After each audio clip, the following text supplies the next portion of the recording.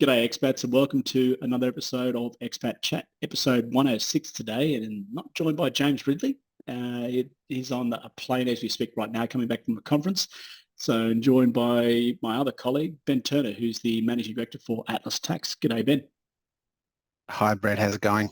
Mate, all well, thanks. All well. Let's sprint to Christmas. So it's 4 weeks now before we shut the office down for a well-deserved break, and the team are looking forward to that, but a lot of work to be done between now and then, and didn't want to lose the opportunity to get another episode out, and you and I and the rest of the team, we always talk about these common themes that keep coming up. So we're going to try and get you on as more of a face in future episodes. I think it's actually an upgrade from James, so that's it. I'm sure the audience will love that.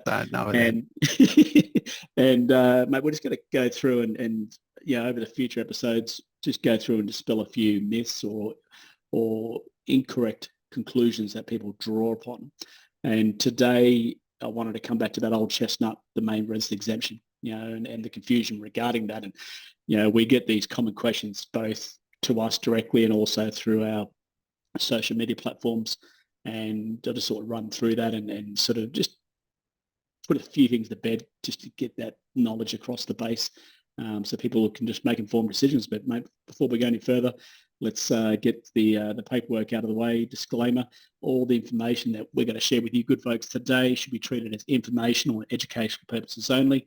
Please do not construe this as personal advice. If you do need to seek personal advice, reach out to us at Atlas. So let's get the show on the road. Main residence exemption, let's do a quick refresh for those folks out there. Mate, just run us through the main residence exemption and the 6-year rule and how that applies or doesn't apply to expats. Yeah, sure. So obviously the main residence exemption applies for somebody who's bought a house and lived in it and treated it as their main residence. So one of the first things you need to do to qualify is to have moved into the property as soon as practicable, and that's when it becomes your main residence. The typical scenario when someone's not an expat is just that they live in it, they sell it at some point in the future, it's grown in value, and that capital gain is simply disregarded for tax purposes. It's 100% exempt, and that's well received by just about all taxpayers. So the situation though is a bit different for expats. So in 2020, after some back and forth on the rules, they finally said up to 30 June 2020, any disposal prior to that, you're okay. But the situation we're in now, and any disposal we're talking about now, you effectively need to be an Australian tax resident to get any of the main residence exemption available to you. So if we just sort of circle back to the original situation though, if someone is a tax resident over their whole ownership period, there is this 6-year rule that is applicable to individuals where you could rent your property out for up to 6 years, and that still can be treated during that 6-year period as your main residence. So if we consider a situation where you've owned a property and lived in it for 4 years, you then want to move somewhere else and rent that property out, you haven't bought any other main residence because you can only have one concurrently, then effectively after 10 years of owning that, it has to stop being your main residence at that point in time. And any day from that point on is considered it to not be your main residence for the purposes of working out the exemption that's available to you. And the exemption is done on an apportionment basis based on the number of days that you are able to treat that as your main residence over the whole ownership period. So if you sold it one day after that 6 years had elapsed, then effectively, all but 1 day would be exempt. So it's going to be a very small taxable amount. But as that extends, so the longer that you go and with renting that past 6 years, then that becomes a bigger and bigger fraction. And so that can, because it's a straight apportionment, there's no revaluation of the asset on that day, which is a common misconception. Then if a lot of the gain happened prior to that time, then people can get a bit of a strange and poor outcome. if they keep renting it for longer than 6 years. There's a few nuances to that rule as well. So if you come back and live in that property again or stop renting it out, then that 6-year period can refresh. So you can have circumstance where you rented it out for 4 years, come back, lived in it for a while, and another year, and then rented it out for another 6 years. Then it can still be treated as completely exempt over that whole period. So not a bad concession to able to be used, but the kicker that I mentioned is that you have to be resident at the time of sale for that to be applicable to you. And I think the other, thing it causes a lot of confusion too is people assume that if they do sell that property while they're overseas, they're only up for the capital gains tax from the date of departure, when in actual fact, it's the date of acquisition all the way back to when they first made that a PPR. So the tax thing can be a lot greater, especially if, you bought a house, in the 90s or the 2000s and lived in it for a serious amount of time. And they go, oh, no, I've only been overseas for 2 years. Yeah, it can lead to really inequitable outcomes. I mean, if you think of a situation where somebody has lived in it, has owned a property for 20 years, like you said, and you've got huge growth in that time. We've seen a number of spikes that's happened at that time, and then you become non-resident and one day you sell it the day after, then on its face, you get no main residence exemption, and that whole gain is subject to Australian tax, albeit there might be some CGT discount available for a portion of that, but that's a very strange outcome when you consider a situation where somebody's bought a property, lived in it for a few months, gone overseas for 5.5 years, rented it out during that time, come back to Australia for one day and then sell that. Then they're looking at a potential complete exemption, which would you compare the two scenarios and say, well, what's fair? Yep.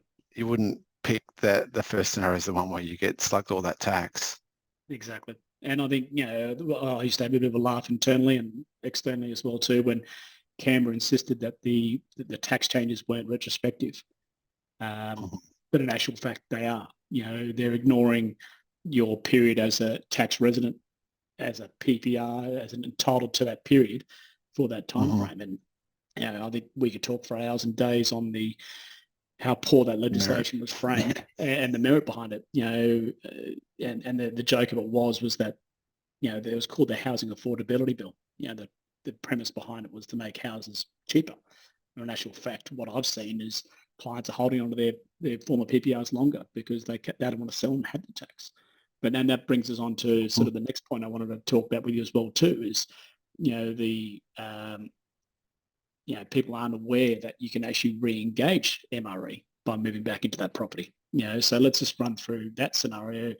Let's say, for example, person lived in a property for 4 years, moved overseas for 5, and then moved back into it, and then were to sell it, sort of a couple of years later. Is that taxable? No, so that is a scenario that wouldn't be taxable. You would treat the whole period as as being your main residence, so therefore completely exempt from Australian tax. The scenario you mentioned, they were Australian resident at the time of sale, so that's a key consideration. And yes, in that scenario, it would be completely exempt from Australian tax. You wouldn't need to go any further from that. Obviously, you're making assumptions here that you don't have another main residence that you've acquired whilst you're overseas and things like that, because you can't have more than one main residence, even if it is a foreign property as well. But there is some sort of strategies you can sort of apply to that. You can make a choice as to which residence you treat as your main residence. And so potentially the foreign property, if you did buy one, is not something that you would treat as your main residence if you had a better tax outcome globally from that arrangement. And also, there's an interesting rule in the MRE legislation regarding you can actually get indefinite main residence exemption if you actually don't rent it out. Obviously, that was removed for expats, and I had a number of clients who loved using that. But let's talk about someone who, in that same example, lived in a property for 4 years, moved overseas for 15 years, didn't rent the property out, and then moved back into it. So now we're past that 6-year mark. Are they eligible for a CGT liability? Yeah, so you wouldn't be. The clock is ticking when you rent it out. So the absence applies if you're renting that property out. If you've never rented it out or stopped renting it at a particular point, then the clock stops on that. So which then goes back to a little bit to your point about the housing affordability. If there's an actual tax encouragement for people to leave a home vacant, it's not really going to achieve those objectives, is it? Not at all. Not at all. And that's, I'm doing that with a couple of clients right now. They moved from Melbourne to Dubai, and they don't need to rent the property out. In actual fact, they'd rather their daughter stay in that property for university. So that's actually a strategy we're employing. Their time overseas is indefinite. But essentially, if they were to leave it, say, officially untenanted for, say, let's call it 7 years, and then when they were to rent it for another 3 and then move back into that property, how would that look? Yeah, you'd still be okay then. Yeah, the clock hasn't stopped. It hasn't started until you start renting it out. So the 3 years is part of that 6, isn't it? So as long as when you start renting it, then that pulls off on the other side. So, and let's flip it backwards. This is another scenario. I'm working with a client where they've got a PPR, principal place of residence. They didn't seek advice when they became an expat. Now they have 4 years later into their timeframes of being an expat and a non-resident tax purposes. So for the last 4 years while they've been overseas, they've rented the property out. Now they're looking at not renting it out. How does that play out? Like if they now not rent it out for 10 years and then move back into the property, how does that play out? That's okay. Look, the problem is if you go past the 6 years, because that's the actual terminology in the legislation is that it ceases to be your main residence from that point onwards. So if you haven't ever got to the point of it ceasing to be your main residence, so you haven't ticked over the 6 years, then you can leave it vacant, and then you've got that indefinite period that you can leave it vacant for and still treat it as your main residence. If you get to a point where you've gone past the 6 years, then it's actually stopped to be your main residence. And for it to be re-established as your main residence, you need to have moved back into it. So it needs to be moved into it as your home. So at that point, it doesn't help. You'd have to actually go back and physically move in for that to re-establish. Yeah. So as long as they rent it out for less than 6 years and then indefinitely after, then it doesn't matter what time frame they move back into that property down the track, it'll still be capital gains tax-free for that whole period. Yep, that's right. Assuming that they're resident, but when they sell, or one of those life events occurs, if that's also something that probably is worth mentioning, that it's we've said that the basic case. I was going to say that, yeah. So let's run through those life events and how they interplay from an expat's point of view. So essentially, to explain to folks out there, when in 2017 they proposed to change the legislation, everyone, including us, threw their hands in the air and got quite noisy, and that quickly piece of legislation fell over, didn't go through Canberra. But then they brought out this new iteration, 2.0 of the modern, not modernising tax residence rules, that's the housing affordability rules to try and push this through. And they introduced these life events, and essentially these life events come back to your time overseas, which the other ones don't. So, let's just run through those life events and how they interplay with the decision-making process. Yeah, so the first thing to sort of understand about the life events is that it's only really applicable for the first 6 years of you going out of Australia. I guess the assumption is that after a 6-year period, you've been an expat for long enough that they don't apply to you anymore. So it's designed to capture those unforeseen, unplanned circumstances where you've kind of got no choice but to sell. So what they're listed as is basically a terminal illness for your child or spouse, or if there is a court order ordering the disposal of the property. They're the life events that are applicable. And there's some nuances to that. So, just because you split up with your spouse doesn't mean that the life event is occurred, there needs to be a court-ordered paperwork effectively to sort of say that this is happening for that to be exempt. So there's some people that I've seen have been caught out from that. They've agreed to do that, but the paperwork hasn't come in yet. So it's kind of like you're not eligible for that exemption. So they're the main ones to basically try and capture those scenarios where people are not intending to sell, but those sorts of things that too sometimes unfortunately come across need to be forcing your hand. I've actually had 2 conversations with people in the last month about, divorcing on paper to try and get around in order to affect move it. back to Australia. Yeah, look, they said, well, we're in UAE. If we get divorced, full family court, the whole shebang. Does it mean we don't have to move back to Australia to sell this property? And my response was, well, if you're willing to go that far, you've got other bigger issues to consider than just trying to avoid a bit of CGT on a PPR. Because you should also add to them that any tax scheme that has the primary benefit of trying to avoid tax will be caught by Part 4A, the anti-avoidance provisions. So that would not hold up. Yeah, long-term listeners would know that James and I refer to 4A quite a fair bit.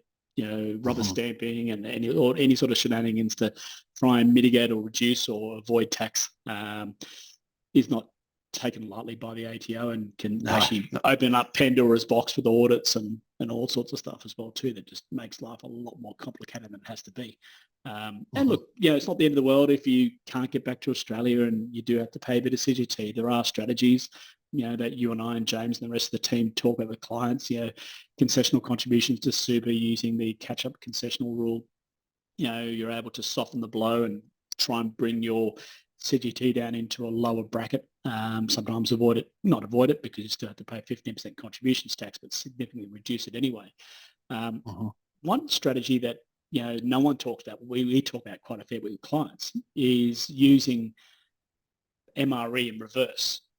Because as you know, the legislation doesn't stipulate that the PPR has to be in Australia. You have to be in Australia, but the PPR doesn't. And now I think with a lot more expats moving overseas for a longer period of time, the premise of buying a property overseas to live in is becoming more appealing and more frequently, that's for sure. I mean, my 27 years of being in this industry and the 12 or 13 years of Atlas being in existence, it's all happened in the last 3 or 4 years. It's been quite a big balloon.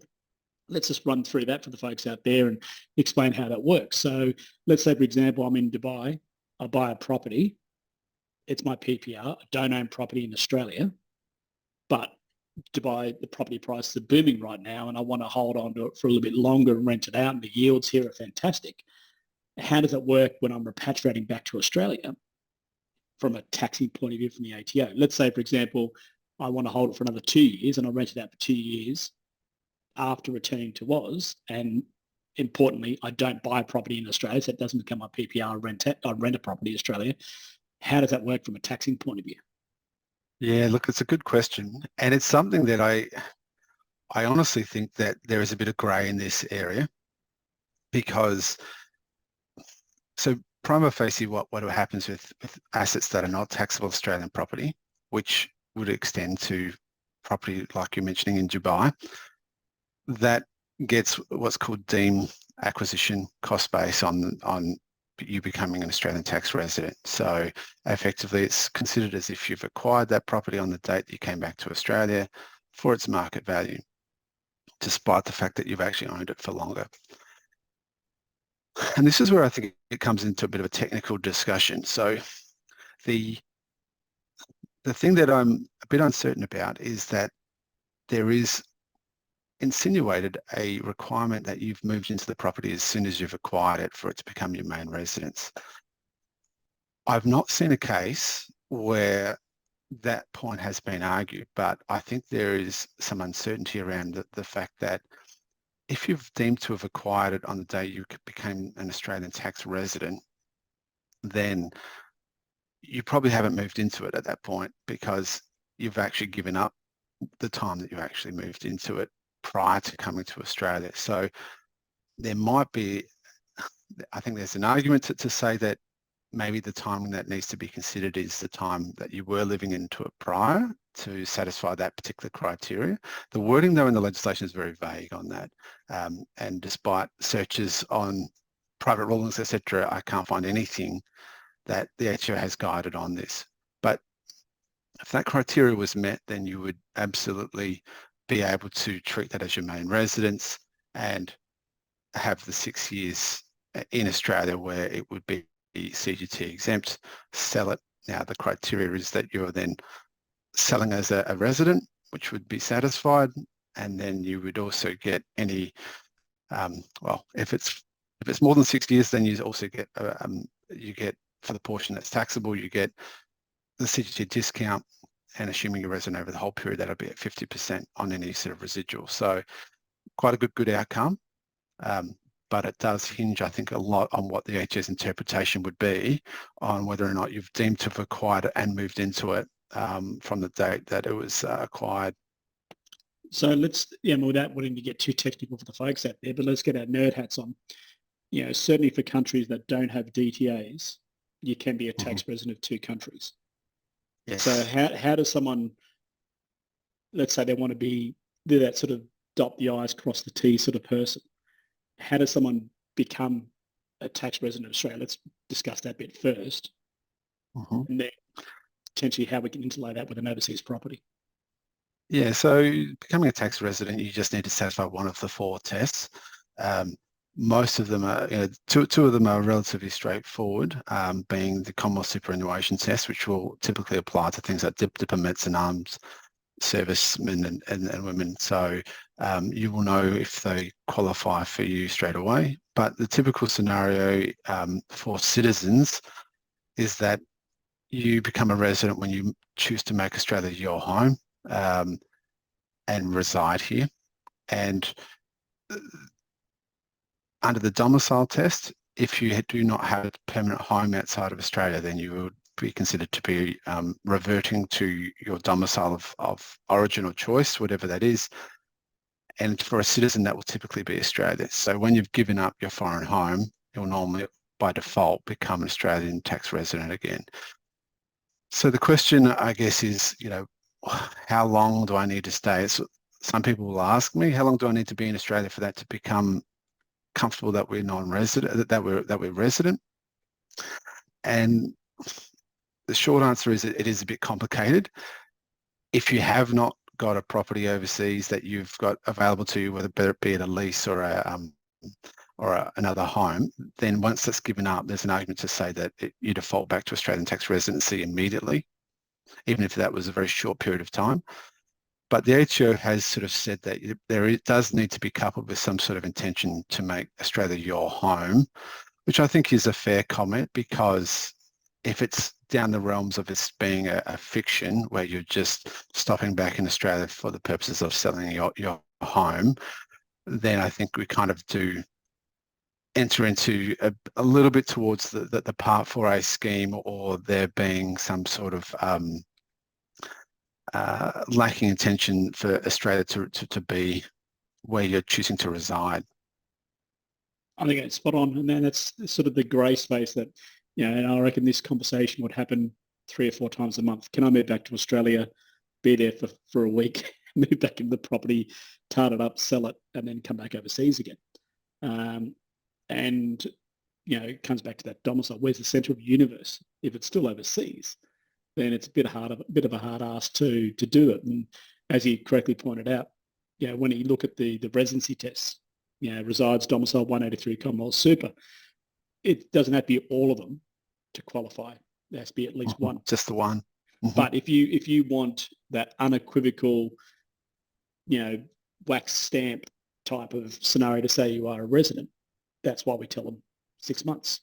Because I think it'd be very uncommon. Yeah. If you're past 183, I think that would indicate sufficient longevity as an Australian citizen for that to be a resident. But it's not written in stone that particular number. obviously the 183-day test has two elements to it. The second being, if you've got a usual place of abode outside of Australia, then you fail that test. So, it goes back to whether or not you do have somewhere overseas as well.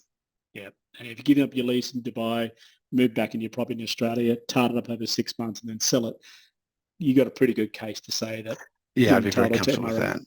Yeah, exactly. Mm-hmm. So, well, mate, I think we'll wrap it up there for today. I know you're still flat out with tying up for end of tax year, but really appreciate you jumping on the call. Also do a quick bit of a housekeeping as well too. For those folks out there, October 31 has come and gone. I reckon every second or third person we meet are behind on their tax returns. It's not the end of the world. A lot of people are putting their heads in their sands, and like we said just before we jumped on the call, the ATO are stepping up on their interest provisions and penalties for people who are lodging late, remembering that the federal government has a lot of debt to repay due to COVID, so they are getting quite aggressive on this.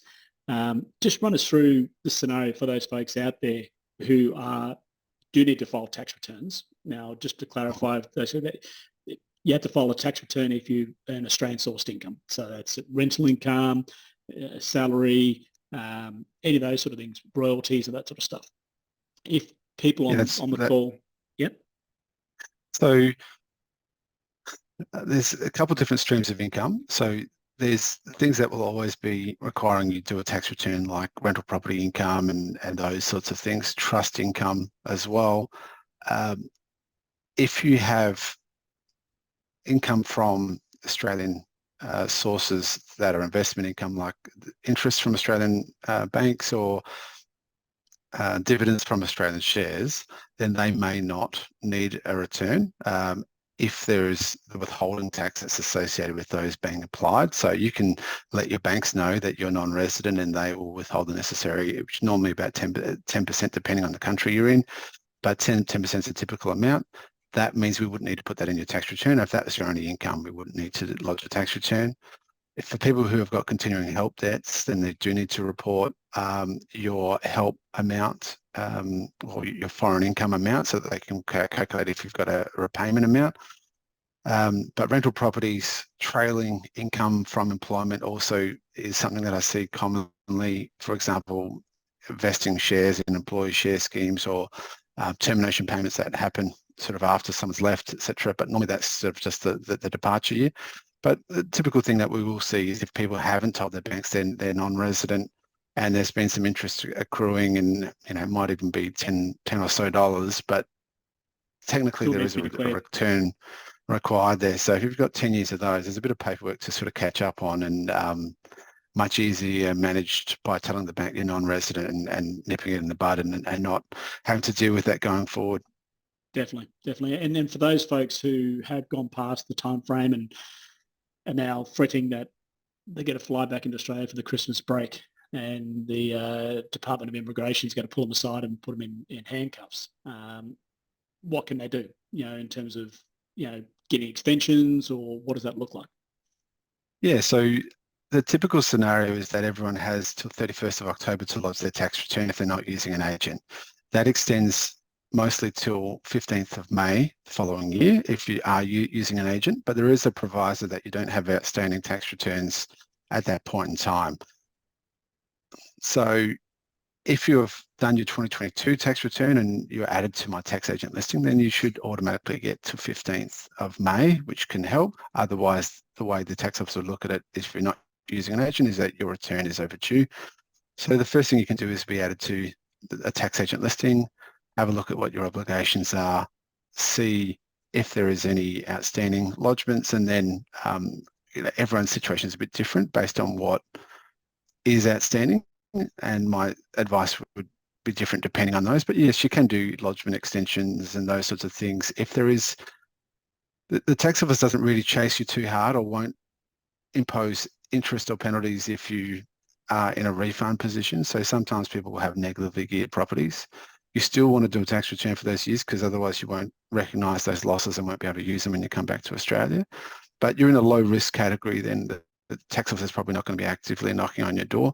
If they can see though there's lots of interest and dividends and that's popped up, or you've got a positively geared property, then you could be a bit of a target for the tax office, and they do have records of these things. They are communicated to the ATO, and we see it on the ATO pre-fill. So, you know, it does depend on what the ATO is targeting at a particular time as to how much interest you might get from them, but it is a possibility.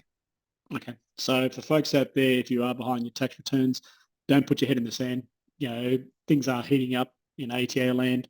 So, you know, I'll put a link below where you can get in contact with us, and most importantly, speak to Ben and the team in terms of just getting that done. I mean, the good news is, you know, you mentioned the word pre-fill before. A lot of the heavy lifting is done with respect to that. It's more of a verification process as well as an additional process if other things aren't coming across. So don't think you got to give Ben a shoebox full of receipts and that sort of stuff. Obviously, you do need to verify, you know, your expenses and deductions and that sort of stuff, of course. But it's not as bad as it was, say, 10 years ago, where you know, you guys were manually entering data into the system. It's quite clever these days. Yeah, absolutely. So, but mate, we'll wrap it up there. Bit of housekeeping as well too. There's a couple of webinars happening later this week. We've got James, Jeremy and Jack Henderson talking about expanding property portfolios. And then the next day we've got James and Jason Stotch from Uptrend Advisory, who's an Aussie accountant based in San Francisco, talking about financial considerations for tax as a US-based expat. So I think we'll wrap it up there. Thanks for jumping on the call, and we'll look forward to getting you back on soon. A pleasure. Thanks, mate. Take care. Thank you.